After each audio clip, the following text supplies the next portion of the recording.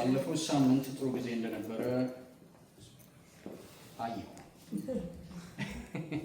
ባልኖርም አንድ ላይ ስትገናኙ የሚኖረው የህብረቱ ነገር ምንድን ነው? አይሰማም የሚሉ ሰዎች መጥተዋል። ኦኬ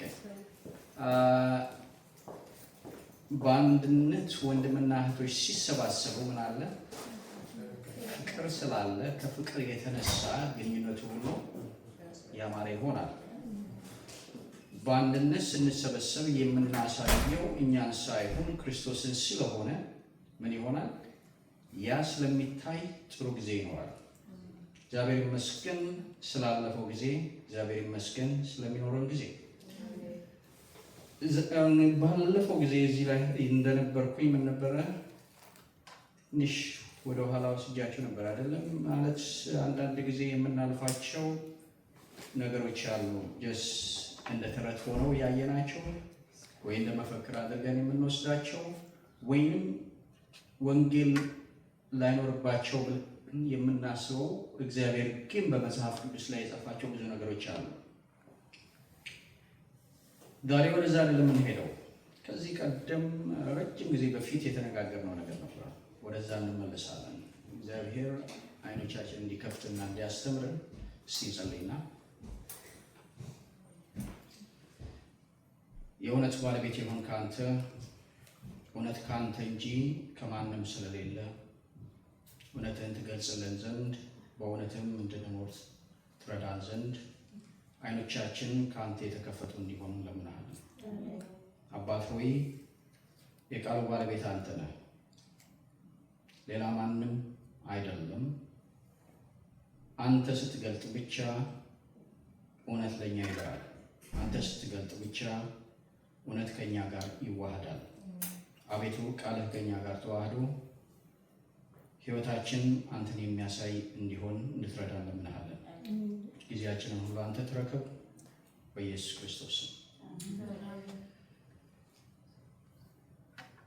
ረጅም ጊዜ በፊት ወደ ዮሐንስ ወንጌል ምዕራፍ 17 ላይ ሄደን የተወሰነ ነገር አይተን ነበረ። እስቲ ወደዛ ልመለስና ዮሐንስ ወንጌል ምዕራፍ 17 እንደው ጠቅለል ባለ መልኩ ለማየት እንሞክር።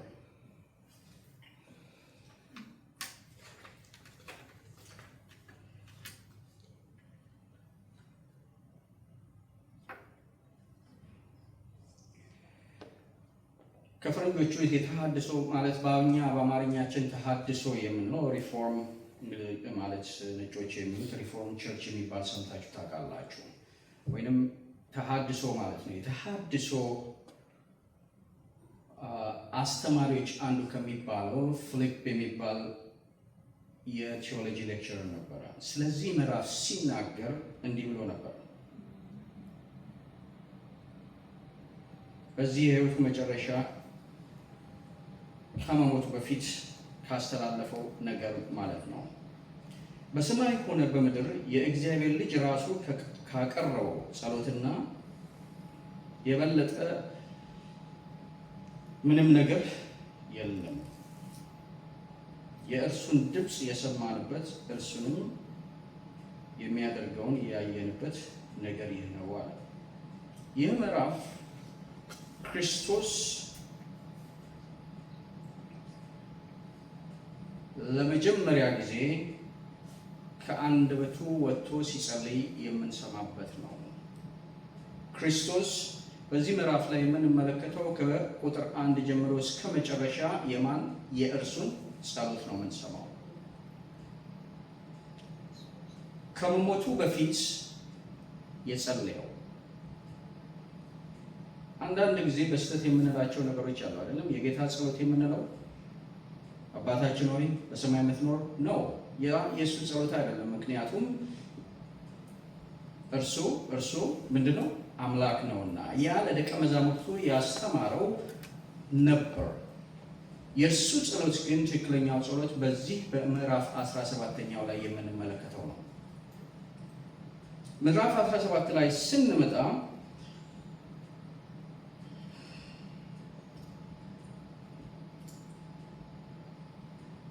የዚህ ምዕራፍ ቃል ግልጽ ግርማ ሞገሱን የተላበሰ መሆኑን ቀላል ግን ሚስጥራዊ የሆነ ቃል ያለበት ምዕራፍ እንደሆነ እናያለን። ጸሎቱ ግልጽ ግርማ ሞገስ የተላበሰ በጣም ቀላል ግን ሚስጥራዊ ነው። ሚስጥርን በውስጡ ያቀፈ በአብና በወልድ መካከል ያለውን ህብረት እንዲሁም የሥላሴን ቅርበት እውነታዎችን ስለሚዳስስ ከመዋጀት ታሪክ ወይንም ከማዳን ታሪክ ውስጥ ያለውን በስፋት ስለሚዳስስ ነው። እዚህ ስፍራ ላይ ሲጸልይ የምናያቸው ነገሮች፣ የሚናገራቸው ነገሮች፣ የሚጠይቃቸው ነገሮች እነኚህን ነው የሚያሳየው። የእርሱን ማንነት፣ የአብን ማንነት፣ የመንፈስ ቅዱስን ማንነት፣ የሥላሴዎችን አንድነት፣ በአንድነት የሚሰሩትን ነገር የሚያሳይበት ስፍራ ነው። በጸሎቱ ድንቅ የሆኑትን ሚስጥሮች የሥላሴን አንድነት ብዙ ጊዜ የምንቸገርበት ማለት ነው። አብ ወልድ መንፈስ ቅዱስ የሚባለውን ነገር በዚህ ስፍራ ላይ ግን ግልጽ አድርጎ ሲያስቀምጠው እናያለን። ይህንን አስደናቂ ጸሎት እጅግ ጥልቅ ከመሆኑ የተነሳ ማናችንም ቢሆን ሙሉ ለሙሉ እናውቀዋለን። ነገር ግን ከሱ እንድንማርበትና ሕይወት እንዲሆንልን ምን አድርጓል? ቀላል አድርጎታል። ብዙ ብናነብ እንዲህ ነው ብለን የሆነ ኮንክሉዥን ላይ ስንመጣ ሌላ ስፍራ ላይ ደግሞ ይመጣና ሌላ ነገር ስለምናይ የስ እግዚአብሔር አንድ ነገር አለው። ፕሮግሬሲቭ ሬቨሌሽን የሚባል ነገር አለ። ቴዎሎጂካሊ እንትን ሲያደርጉት በጊዜው ነው ነገሮች ምን እያሉ የሚመጡት እየተገለጡ የሚመጡት። አንድን ነገር ዛሬ እናውቅና ነገ ደግሞ ምን ይሆናል? ሌላ ነገር እናውቃለን። ግን የምናውቀው ነገር ለኛ አይደለም። የምናውቀው ነገር ለሌሎቹ እንድናስተላለፍ ነው። እውቀት ኖሮን እርሱ አዋቂ ነው እንዲባል ወይንም እኛ የከበረ ስፍራ እንዲኖረን ሳይሆን የሚሰጠን በነፃ ነውና ለሌሎች በምን በነፃ እንድንሰጥ እንድናስተላልፍ ምንድነው? ኢንስትሩመንት ንቃ። ከዛ ውጪ እግሌ ይህንን ያውቃል፣ እንዲህ አዋቂ ነው፣ ኤክስፐርት ነው ተብለን ልንታወቅ አይደለም። የእግዚአብሔር ዋናው ዓላማ ነገሮችን ሲገልጥ ለኔ የማውቀውን ነገር ለማን ነው? ለእናንተ ነው። እናንተ የምታውቁት ለኔ ነው። ለዚህ ነው አካልን በሚናገርበት ጊዜ ራስ አለ፣ እጅ አለ፣ ጆሮ አለ፣ ዓይን አለ። ሁሉም በአንድነት ይሰራሉ። ትናንሽ ምንድነን? ቤተ ክርስቲያኖች ነን። እያንዳንዳችን ከዚህ ስንወጣ ምን ነው ይዘን የምንሄድ ያለ ነው? እግዚአብሔር የሚኖርበት የእግዚአብሔር ቤተ መቅደስ ስለሆንን እያንዳንዳችን ቤተ ክርስቲያኖች ነን። ቸርች የሚንቀሳቀስ ቤተ ክርስቲያን። ስለዚህ በምንሄድበት ሁሉ ስፍራ ማንን ነው ይዘን የምንዞረው ያለ ነው? እርሱን። እያንዳንዳችን ለአንዳችን ምን እየሆንን ነው የምንሄደው? ብርሃን እየሆንን ነው የምንሄደው። ቸርች እየሄድኩ ነው ብላችሁ የምታስቡ ከሆነ yes it's church። ነገር ግን የምንድን ነው? የቤተ ክርስቲያኖች ክምችት ማለት ነው። እግዚአብሔር የሚያውቀው መንፈሱን በማን ውስጥ ነው ያስቀመጠው? እኛ ላይ ነው። ስለዚህ እርሱ በሚኖርበት ያ የእርሱ ቤተ መቅደስ ነው። ስለዚህ ለነኚህ ነበረ ምን የሚያደርገው? በዚህ ምዕራፍ ውስጥ መጋረጃውን ወደኋላ ተመልሷል። ምን ሊያደርገን? ወደ ቅድስተ ቅዱሳን አስገብቶ በዛ ያለውን ነገር ሊያሳየን፣ የሥላሴን ነገር ከእግዚአብሔር ከክርስቶስ ጋር ወደ እግዚአብሔር ዙፋን እንቀርባለን። በማን? በክርስቶስ። በራሳችን አይደለም። ክርስቶስ በእኛ ውስጥ ሲሆን እኛ በእርሱ ስንሆን ወዴት እየቀረብን ነው? አሁን የሚያሳየን ያለው ያንን ስፍራ ቅዱሰ ቅዱሳን ብለን የምንለው አብ ወልድ መንፈስ ቅዱስ በህብረት የሚሰሩበትን ስፍራ እንድናይ ምን እያደረገ ነው? እዚህ ምዕራፍ ላይ ሊያበራልን የሚፈልገው ያለው ግንኙነታቸውን ወደ ሥላሴ ውስጠኛ ክፍል ወደ መቅደሱ እንገባለን። አስተውሉ። ወደ ሥላሴ ወደ መቅደሱ ስንገባ እኛና ኃጢአት ምን እየሆነ ለምን መጣ ያለ ነው? ወደዛ ስንገባ እኔና እናንተ ማን እየሆንን ነው? እኛ እናታችን ይቀርና የማንን ባለቤት ያለን ስለሆንን የባለቤቱ እንሆናለን። ባለቤት ያለው ደግሞ ከባለቤቱ ውጭ ምንም ነገር ማድረግ አይገባውም። የልዑል ድንኳን ሚስጥራዊ ቦታ ለእኛ ምን ብሏል? ተከፍቷል። ስለዚህ ነው ክርስቶስን ልናውቅ የቻልነው። ያ ሚስጥር ባይከፈት ኖሮ ማንን ልናውቅ አንችልም? ክርስቶስን ልናውቅ አንችልም። ታስታውሳላችሁ ሙሴ ምንድን ነበር ያለው? ይህ እሳቱ ሲቀጣጠል አይቶ ምንድን ነው ያደረገው? ጫማህን አውልቅ ነው አይደል የተባለው? this is the right place። ጫማችንን የምናወልቅበት ቦታ እዚህ ነው። ማን? እሱን ማንነቱን ታላቅነቱን የምናይበት ስፍራ ሲሆን እኛነታችን ሁሉ ይቀራል። ጫማችን የሚወልቅበት ስፍራ በትህትና በአክብሮት እና በጉጉት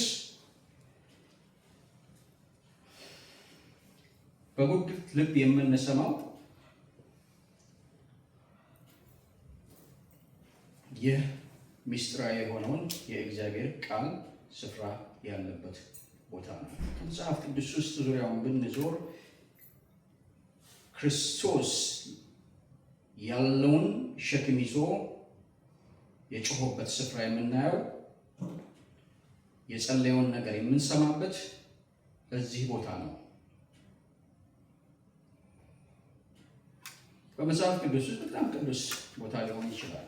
ዳዝሜን ከሌሎቹ ቃሎች የበለጠ ነው ማለታችን አይደለም። ነገር ግን የክርስቶስን የልቡን ሐሳብ በተለያየ ስፍራ ላይ ብናይም እዚህ ጋር ግን በአንደበቱ ከአብ ጋር ሲነጋገርበት ከአባቱ ጋር ሲወያይበት የምንሰማው ስፍራ ስለሆነ ትንሽ ማንነቱን እንድናይ የሚያሳይ ስፍራ ሆኖ እናያለን። ይህንን ምዕራፍ ማለት ነው 17ኛው ምዕራፍ በሶስት ቦታ ልንከፍለው እንችላለን። የመጀመሪያው ኢየሱስ ስለራሱ የሚጸልይበት ከቁጥር 5 እስከ 5 ድረስ ያለው የምንመለከት ስለራሱ የሚጸልይበት። ሁለተኛው ኢየሱስ ስለ ደቀ መዛሙርቶቹ የሚጸልይበት። ሶስተኛው ኢየሱስ ስለ ቤተ ክርስቲያን የሚጸልይበት። ስለ ራሱ ይጸልያል፣ ስለ ደቀ መዛሙርቶቹ ጸልያል፣ እንዲሁም ደግሞ ስለ ቤተ ክርስቲያን ጸልያል። በአንድ ምዕራፍ ላይ ሁሉንም አጠቃለለ።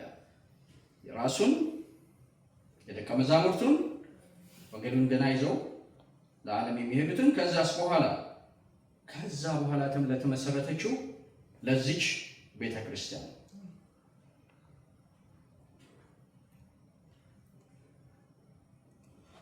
በዚህ መንፈሳዊ ማለት በዚህ ጸሎት ላይ መካፈል፣ በዚህ ስፍራ ውስጥ መካተት እግዚአብሔር እኛ ሲከተን መንፈሳዊ በረከቱ ትልቅ ነው። የዚህ ጸሎት ዋና ነጥብ መስቀሉ ነው፣ ሌላ አይደለም። ተመልከቱ፣ ጸሎቱ በአጠቃላይ ወዴት ነው የሚያመለክተው? ወደ መስቀሉ።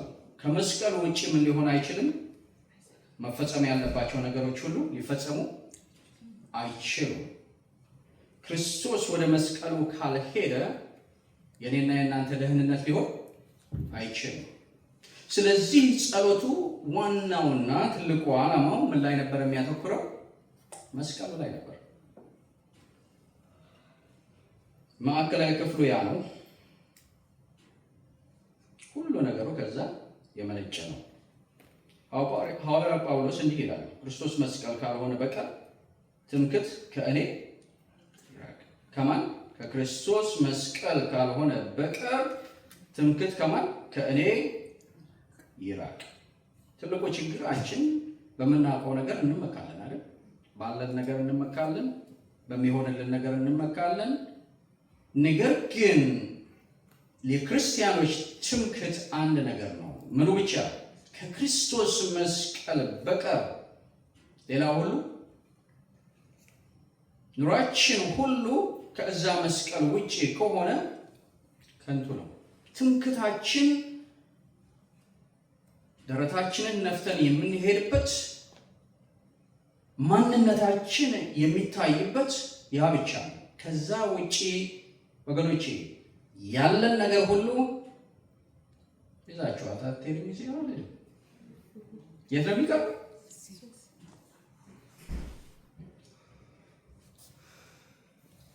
ከገሌ የተሻለ ቦታ ላይ ተኛለሁ፣ ከገሌ የተሻለ ቦታ ላይ እበላለሁ፣ ከገሌ የተሻለ ነው።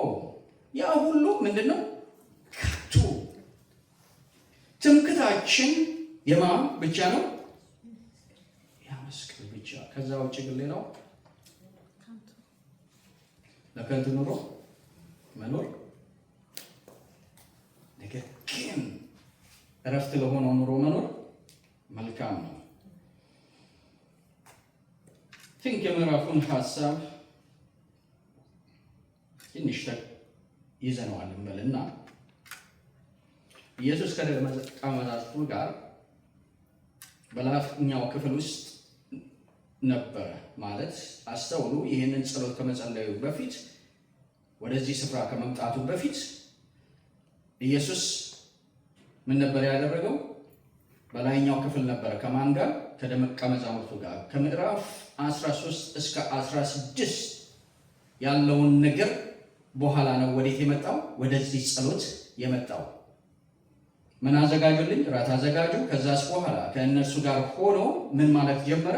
መመካከር ጀመረ። ቁጭ ብሎ በጠረጴዛ ዙሪያ ዛሬ እኔና እናንተ እንደዚህ እንደተሰበሰቡ ምን ሆኖ ነበረ? ዙሪያውን ቁጭ ብለው ከእርሱ ጋር እየበሉ ያለውን ነገር ምን ያደርግ ነበር? ይናገር ነበር። ወዘ ቢግ ዲስከሽን ዝም ብሎ አልነበረም። እዚህ ስፍራ ላይ ከመድረሱ በፊት የነበረው ነገር ያ ነው። ልክ 16ኛው ምዕራፍ መጨረሻ ላይ ቁጥር 33 ላይ ሲደርሱ አንድ ነገር አለ። 12ቱ ነበሩ። 12ቱ ጋር ዲስከስ አደረገ። በመካከል ላይ ግን ይሁዳ ወጣ። ይሁዳ ወጥቶ 11ዱም ሲቀሩ 11ዱ ባሉበት አሁንም ያ ዲስከሽን ነበረ። ይሁዳ መስራት ያለበትን ነገር መስራት ስላለበት ወጥቷልና እሱ ስራውን እየሰራ አሁንም ክርስቶስ እያወቀ ግን ምን ነበር የሚያደርገው? ለእነርሱ የሚናገራቸውን ነገር፣ ከእነርሱ ጋር የሚያወራውን ነገር፣ ለእነሱ የሚሰጣቸውን ተስፋ፣ የሚሰጣቸውን ሁሉ ነገር ምን እያደረገ ነው? እየሰጠ ነው። መንፈሳዊን ነገር እያረጋገጠ ነው። ይሁዳ ስራውን ሰርቶ አስተውሉ። ወታደሮቹ መጥተው ሲወስዱት እንደሚወስዱት ያውቃል፣ እንደሚያንገላቱት ያውቃል፣ እንደሚሰቀል ያውቃል። ነገር ግን እነኚህ ሁሉ ነገሮች መሆናቸውን እያወቀ በእነኚህ ምዕራፎች ውስጥ አሁን ምን ነበር ያለው? ተረጋግቶ ለእነሱ የሚሆንላቸውን ነገር፣ ያላቸውን ተስፋ፣ ሊፈጸም ያለውን ነገር እያበሰረ ነበር።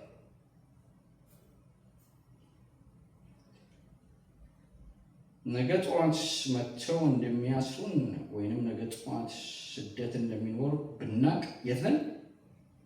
የምንደበቀን ቦታ ብራዳ እንፈልገው። ክርስቲያኖች እዚህ ቦታ ላይ ተባረሩ ሲባል ወዴት ነው የምንሮጠው? እንዳያገኙኝ ብለን የምንደበቅበት ስፍራ እንፈልግ ይሆናል።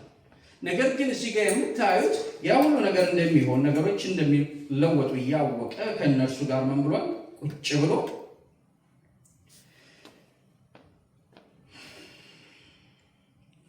ምን ያደርግላቸው ነበረ?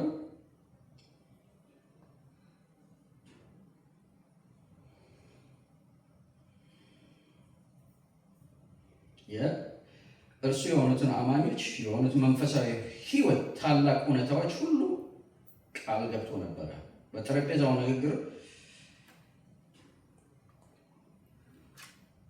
የሚወርሱትን ነገር ይነግራቸው ነበረ።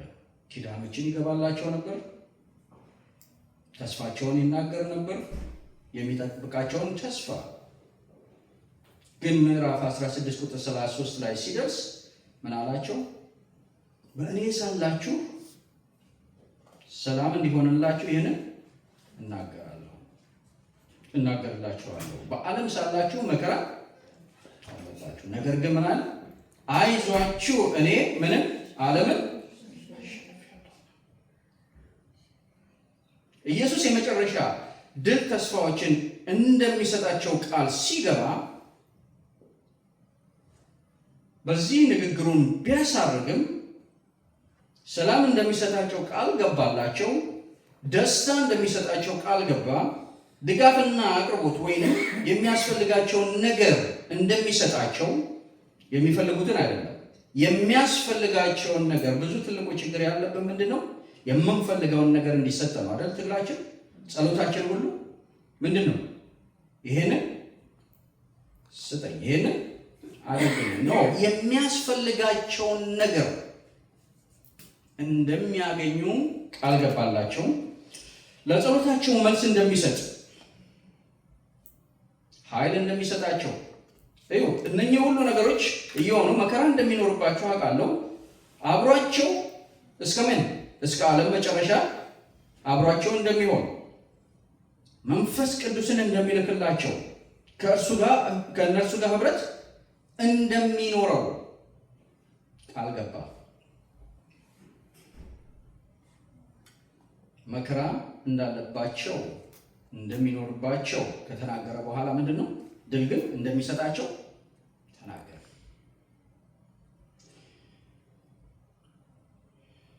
ከዚህ ነገር ሁሉ በኋላ ነው ወዴት የመጣው? ምዕራፍ 17 ላይ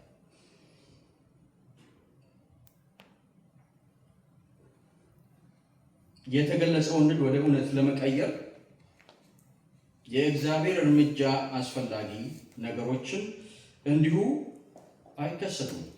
ምን መሆን አለበት? ማን ሊያደርጋቸው ይገባል? ቃል መገባቱ ብቻ ሳይሆን መናገሩ ብቻ ሳይሆን ማን ያደርጋ ያለበት? ይህንን ወደ ፍጻሜ የሚያመጣው አብ እጁ ማስገባት አለበት።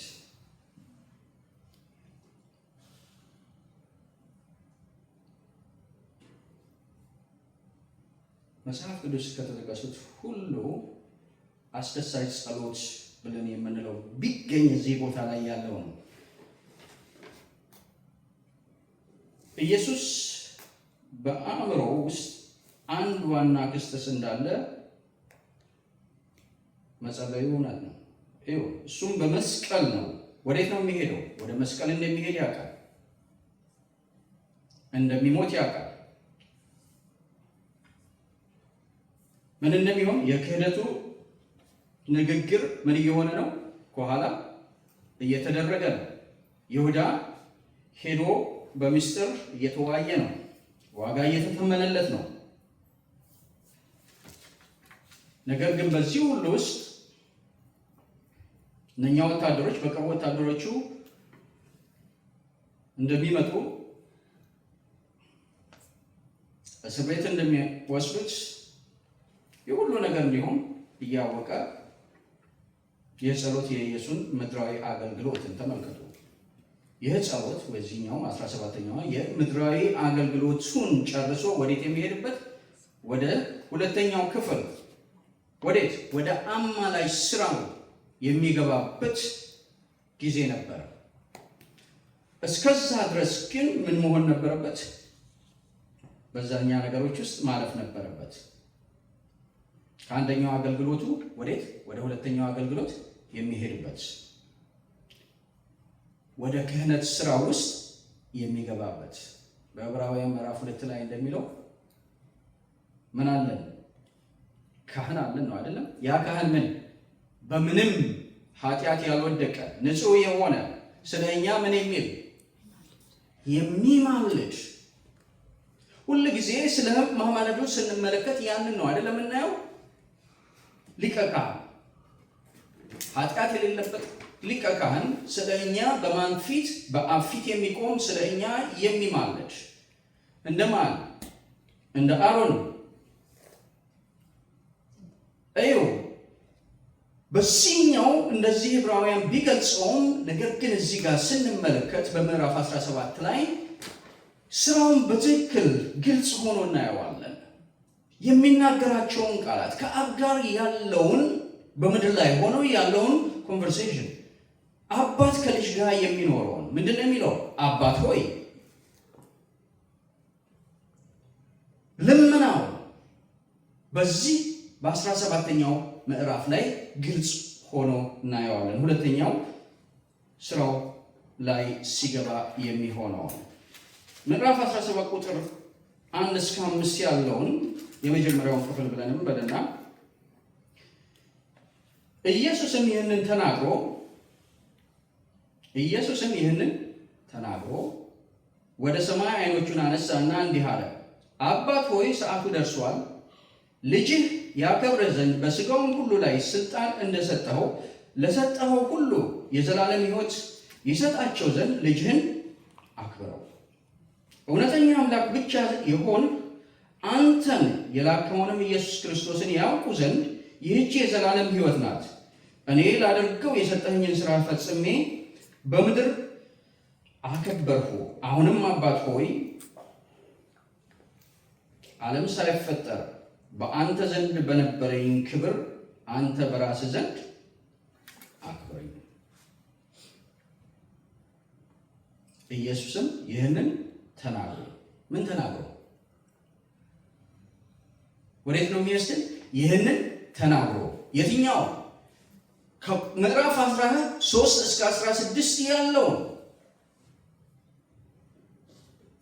ከደቀ መዛሙርቶቹ ጋር ምን እንደሚሆን ያለውን የገባላቸውን ቃል በአጠቃላይ ይሄ ይሆንላችኋል፣ ምን እሰጣችኋለሁ? ሰላም፣ ድል፣ ጸሎታችሁ ይመለሳል፣ ምን ከክብር ወደ ክብር ትሄዳላችሁ የሚለውን ነገር ከተናገረ በኋላ ወዴት ነው እንትን ያለው? ይሄንን ብሎ ዝም አላለም። እዩ ምን እንዳደረገ። ወደ ሰማይ ዓይኖቹን አነሳና እንዲህ አለ።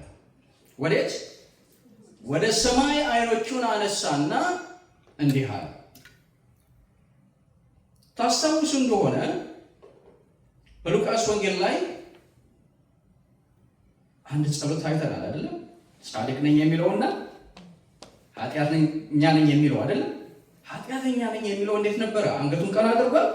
አላደረገም። ነገር ግን ክርስቶስ ምንድን ነው? ዓይኖቹን ወደ ላይ አነሳና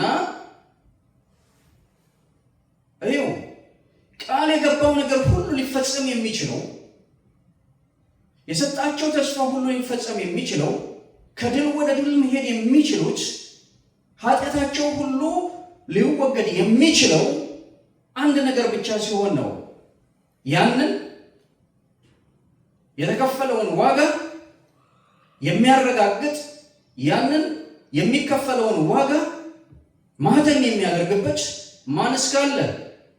ከላይ ያለው አብ እርሱን እስካላረጋገጠ ድረስ የተባሉት ነገሮች ሁሉ ሊፈጸሙ አይችሉም። ወዴት ነው አሁን ዓይኖቹን ያነሳው? ወደ አብ። ወደ ሰማይ ዓይኖቹን አነሳና እንዲህ አለ፣ አባት ሆይ። ማን? አባት ሆይ። ልጅ ከአባቱ ጋር የሚኖረው አይነት ግንኙነት። ሰዓቱ ደርሷልና ልጅህን ምን በለው?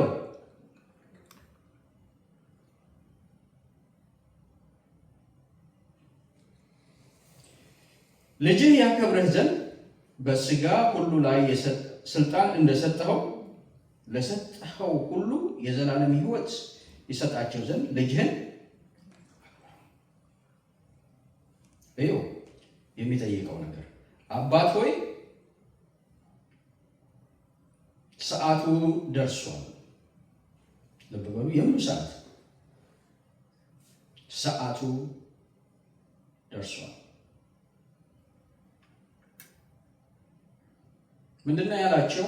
በዮሐንስ ወንጌል ምዕራፍ 12 ቁጥር 23 ላይ ነው አሁንም ሰዓቱ ደርሷል፣ የሰው ልጅም ምንም ይሆን አሳልፎ የሚሰጥበት ሰዓቱ ደርሷል። አሳልፎ ካልተሰጠ በስተቀር ምን ሊሆን አይችልም? ነገሮች ሊሆኑ አይችልም። ሰዓቱ ደርሷል። ኃጢአት በመስቀል ላይ ምን የሚባልበት ድል የሚነሳበት ሰዓቱ ደርሷል።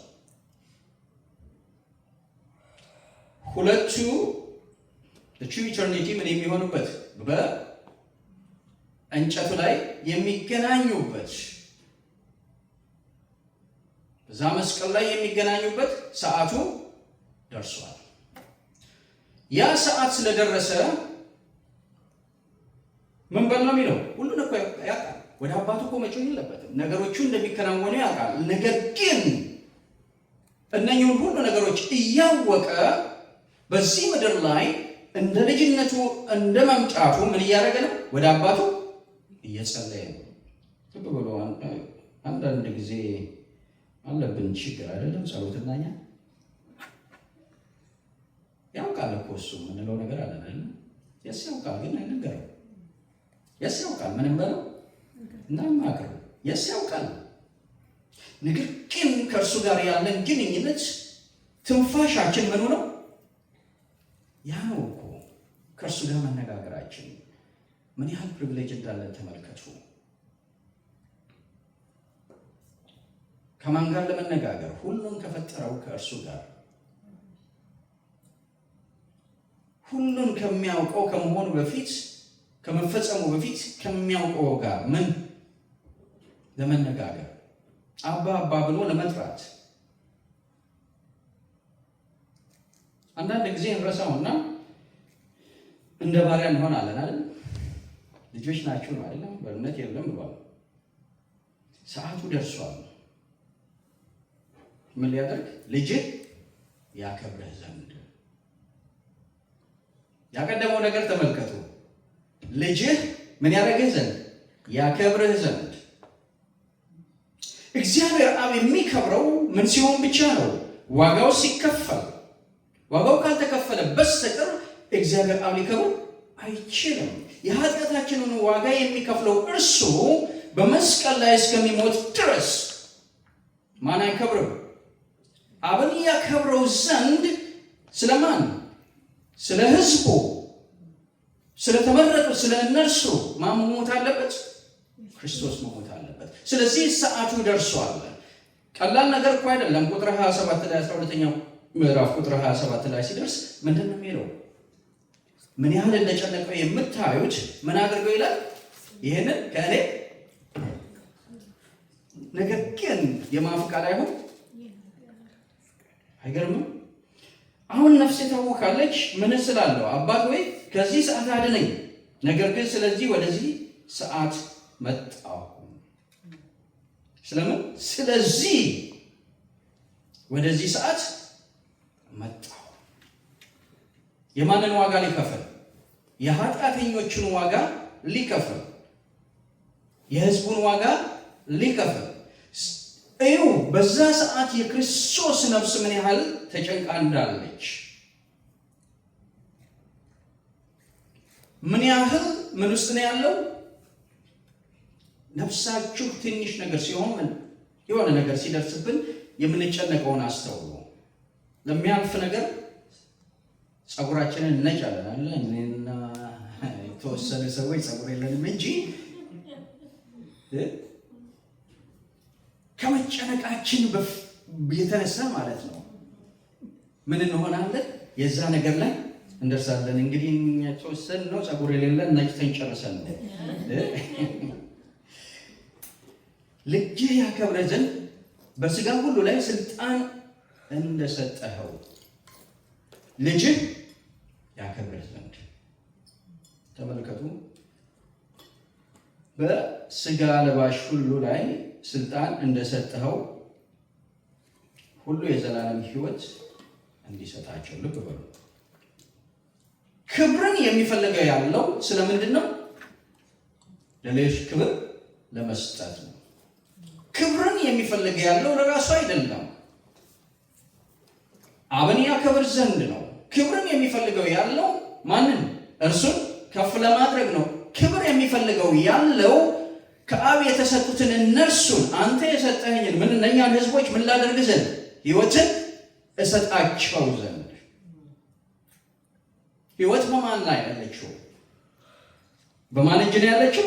በእርሱ እጅ ነችና ያንን ሕይወት እኛ ልናገኝ የምንችለው ከሞት ወደ ሕይወት ልንሻገር የምንችለው ምን ሲያደርግ ነው? እርሱ ሲከፍል ብቻ። እዩት፣ የሚጠይቅ ያለው ለእኔና ለእናንተ፣ እኔና እናንተ ምን እንዲኖረን? ሕይወት እንዲኖረን አክብረኝ እስቲ በምን በሞት ሰዓቱ ደርሷል። ወዴት ውሰደኝ? ወደዛ ሞት። ምንም እንኳን ነፍሴ ብትጨነቅ ውስጤ እንኳን ቢታወክም፣ ነገር ግን ያንተን ሐሳብ እፈጽም ዘንድ አንተንም አከብርህ ዘንድ ያንተን ሐሳብ እፈጽም ዘንድ ከአንተ የሆኑት ከአንተ የተሰጡኝን ልጆችን ምን እንዳደርጋቸው ሕይወት እንዲኖራቸው ምን አድርገኝ።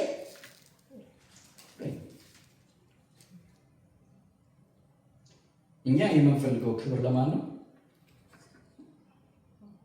ለራሳችን ማለት ተናቅኩ ብለን ሁላችንም ምን እንላለን? ነገር ግን እስራኤል ሆይ ክብራችሁ ማን ነው? እርሱ እግዚአብሔር ነው። ከእግዚአብሔር ክብር ውጭ ሌላ ምንም ክብር የለም። እኔና እናንተ የምድር ትባዮች እኮ ነን። ሌላ ምንም ነገር የለንም። አንዳችን ከአንዳችን ከፍ ያለን፣ አንዳችን ከአንዳችን በልጠን የምንታይ አይደለንም። ሁላችንም አንድ ነን። እኔ ከእናንተ አትበልጥም፣ እናንተ ከእኔ አትበልጡም። አንድ አይነት ህዝቦች፣ ልዩነት የለንም። ይህም እንደሚል የሞተልን ማን ነው? እርሱ። በእናንተ ውስጥ ያለው ማን ነው? እርሱ። በእኔ ውስጥ ያለው ማን ነው? እርሱ።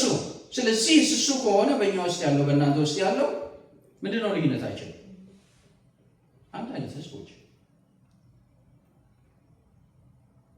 ምንድን ነው? አክብረኝ።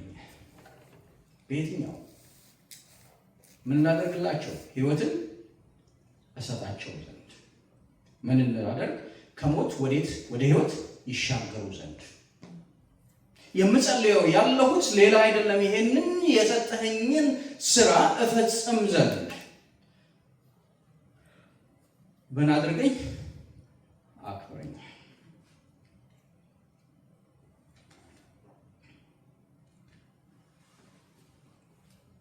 በስጋ ሁሉ ላይ ስልጣን እንደሰጠኸው የሰጠኸው ሁሉ የዘላለም ህይወት ይሰጣቸው ዘንድ ምን ያደርግ? የዘላለም ህይወት ይሰጣቸው ዘንድ።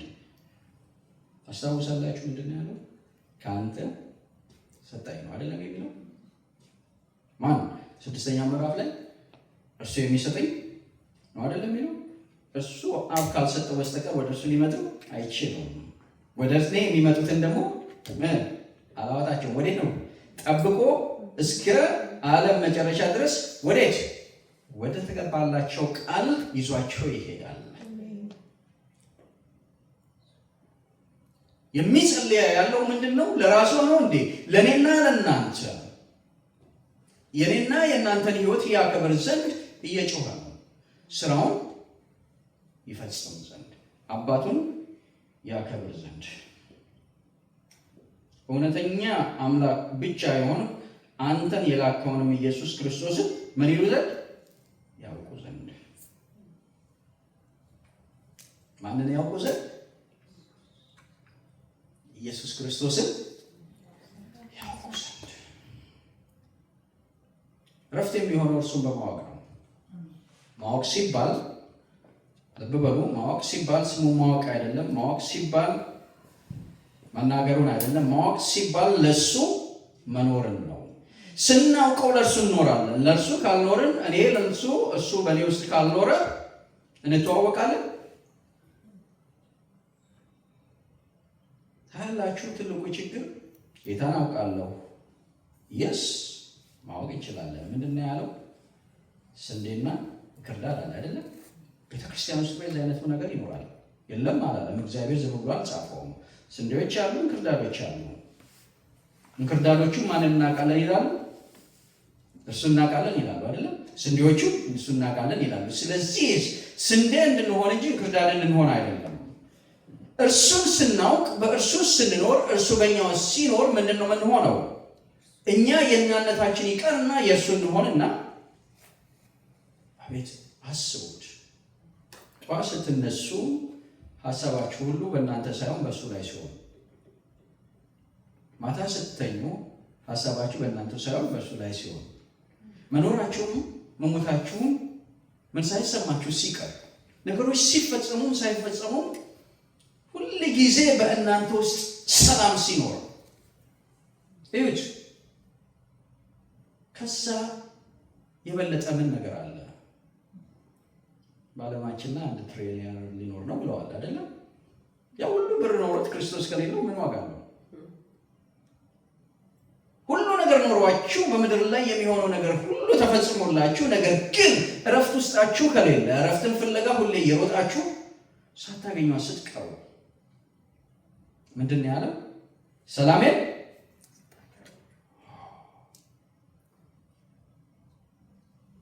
በእርሱ ሲሆን እርሱን ስናውቅ አወቅ ነው ሲባል አወቅ ነው ሲባል ኑሯችን እሱ ነው ማለት ነው። አወቅ ነው ሲባል ከሱ ሌላ ምን የለንም? ከሱ ሌላ አምላክ የለንም። ከእርሱ ሌላ ወንድም የለንም። ከእርሱ ሌላ ምን የለንም? አቤት ኢየሱስ ወንድሜ ብላችሁ ስትችሉ ምንድነው? በእኛ አባባል አለ አይደለ? ወንድም ምንድነው? መከታ ነው አይደለ የሚባለው። በቤት ውስጥ ወንድም እንዲኖር ይፈለጋል፣ መከታ ስለሆነ። ሁሉም ሴቶች ከሆኑ ወላጆች ሲጨነቁ አታይ ምን ይፈልጋሉ? አንድ ወንድም እንኳን ቢኖረኝ ምን እንዲሆን? የወንድም መከታነት። ነገር ግን ሁሉ ነገር ያለው ከመጀመሪያ መጨረሻውን ከመጨረሻ መጀመሪያውን የሚያውቅ ነገሮች ሳይፈጠሩና ሳይሆኑ አስቀድሞ ሁሉን ነገር መቆጣጠር የሚችል አይኖቹ ተከፍቶ ሁሉን ነገር የሚያይ ምን እንደሚፈጠር እኔና እናንተ ገና ስንገምት እሱ ግን ምን እንደሚፈጠር አስቀድሞ የሚያውቅ ምን ወንድም ምን አቤት ያለን ፕሪቪሌጅ ተመልከቱ። ብዙ ጊዜ ግራ የሚገባንና እንትን የምንለው ምንድነው? ማንነቱን ስንረሳ ነው። እሱነቱን ስናውቅ፣ ማንነቱን ስናውቅ፣ ከእርሱ ጋር ያለን ህብረት ስናውቅ፣ ስንወጣም ስንገባም ሁሉ ጊዜ ምንድነው? ነገሮች ሆኖ አልሆኑ ሁሉ ጊዜ ምንድነው? ደስተኛ።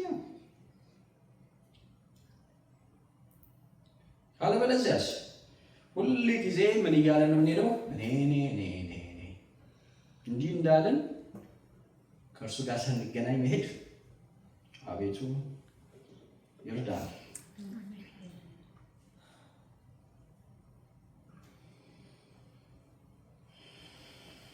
አንተን የላከውን ኢየሱስ ክርስቶስን ያውቁ ዘንድ ይህቺ ምንድነች?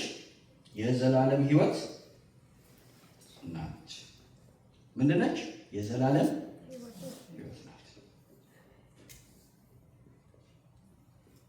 እንዴት እንደምታርፉት! እርሱም ማወቅ የዘላለም ሕይወት ከሆነ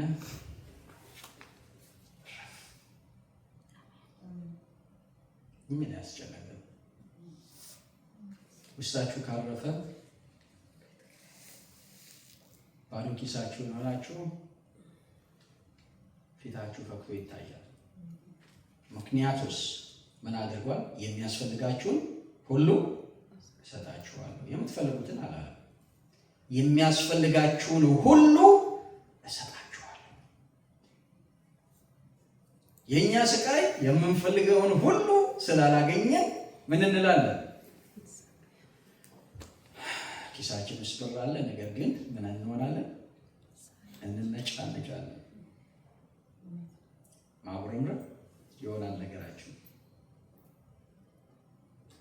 ማረፍን የመሰለ ምን ነገር አለ? እረፍት ደግሞ የሚገኘው በእርሱ ብቻ ነው። ስለዚህ እኮ ነው የሚጸለየ ያለው ወደ መስቀል ሊሄድ ለእኔና ለእናንተ ሊሰዋ ኃጢአት የማያውቀው እርሱ ኃጢአት ሊሆን ምን እያለ ነው? እርዳኝ፣ አግዘኝ፣ ምን ልበል? ልሂድ፣ ልሰቀል፣ ስለ ወንድሞቼና ስለ እህቶቼ ራሴን ምን ላድርግ? አሳልፌ ምን እንዲሆንላቸው? ሕይወትን ያገኙ ዘንድ።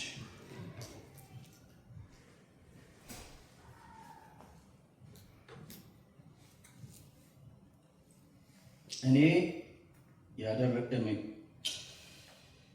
ላደርገው የሰጠኸኝን ስራ ፈጽሜ በምድር አከበርሁ። ልብ በሉ፣ እኔ የሰጠኸኝን ስራ ጠብቄ በምድር አከበርኩ። ወዴት ልመለስ ነው አሁን የሚለው? ስለዚህ እሱ ካልተመለሰ መንፈስ ቅዱስ አይመጣም አይደል? የሚቀጥለውን ስራውን ለመስራት ለኛ ለማማለድ አሁን የሚጠይቀው ያለው ስራህን ከፈጸምኩ በኋላ የመጣሁበትን ነገር ካደረኩኝ በኋላ ነገሮች ከተከናወኑ በኋላ ወዴት ልሂድ? አስቀድሞ በነበረኝ ክብር በዛ አክብረኝ።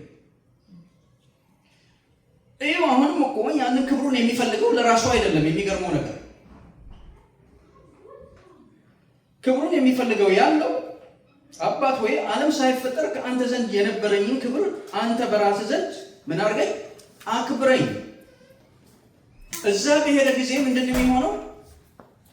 ምንድነው የሚፈጠረው? ያ ክብር በያዘበት ሰዓት ማንን ነው የሚያሳየው? ወንድሞቹን እህቶቹን ምን የሚያደርግበት? የሚያከብርበት፣ እነሱን ከፍ የሚያደርግበት፣ እሱ የሚታይበት ሳይሆን ማን የሚታይበት? በከፈለው ዋጋ በአብ ዘንድ ማን እንዲታይ? እኔና እናንተ እንድንታይ። ምን ሊያደርግ? ወደ ሁለተኛው ስራ ለመግባት፣ የማማለዱን ስራ ለመስራት።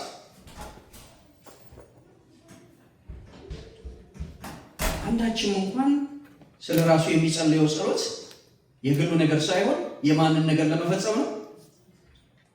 የአባቱን እንዲሁም የእኛን። ልብ በሉ ጸሎታችንን እኛ የምንጸልየው የወንድማችን ፊልጵስዩስ ላይ መሰለኝ እንደዛ የሚለው ወንድሜ ከኔ አይደለም እንዴ? በክርስቶስ የነበረው ሐሳብ ይህ በእናንተ ዘንድ ይሁን። ወንድማችሁ እህታችሁ ከእናንተ የተሻለ ሆኖ መቁጠርን የመሰለ መልካም ነገር ግን እኛ የምንለው የትኛውን ነው?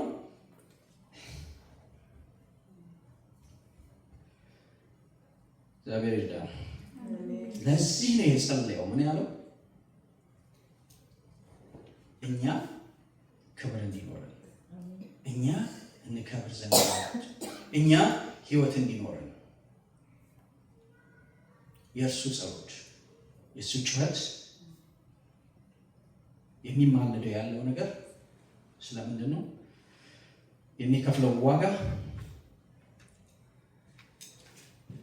እንዲከፈልና ማን እንዲሆን? ህይወትኛ እንድናገኝ።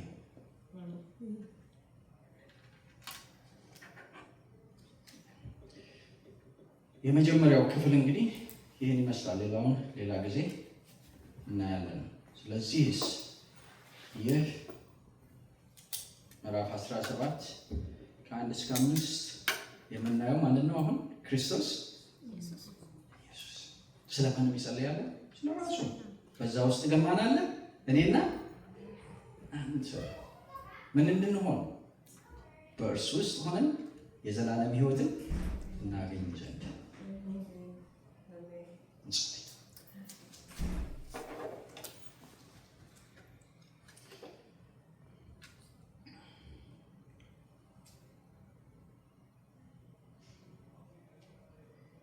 አንተ ሁሉን የምታውቅ በሁሉም ላይ ስልጣን ያለ ሁሉን የምትችል ሆነ ስለኛ ግን ስለ ኃጢአታችን ትሰዋ ዘንድ በፍቃድህ የመጣህ አምላክ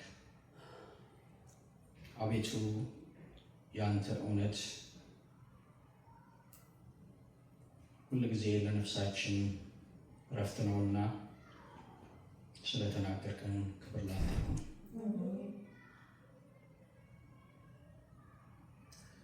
ቃልህ እንደሚል በአንተ ላይ እንድናርፍ፣ ቃልህ እንደሚል የተከፈለንን ዋጋ እንድናስብ፣ ቃልህ እንደሚል እኔ ለእኔ ሳይሆን ለሌላው እኖር ዘንድ፣ ቃልህ እንደሚል ክብርህን እያሳየን እንሄድ ዘንድ እንረዳን ለምንሃለሁ። ከአንተ ውጭ ሁሉ ከንቱ ነው። በከንቱነት አንሂድ፣ በከንቱነትም አንኑር። ለከንቱነት አልተጠራንምና ስለ አንተ ተጠርተናልና አንተ የክብርን አምላክ አክብረንህ እንድናልፍ ማንነትህንም እንድናሳይ ትረዳን ዘንድ እንለምናለን። ክብር ሁሉ በሰማይ በምድር ላንተ ይሁን፣ በኢየሱስ ክርስቶስ ስም።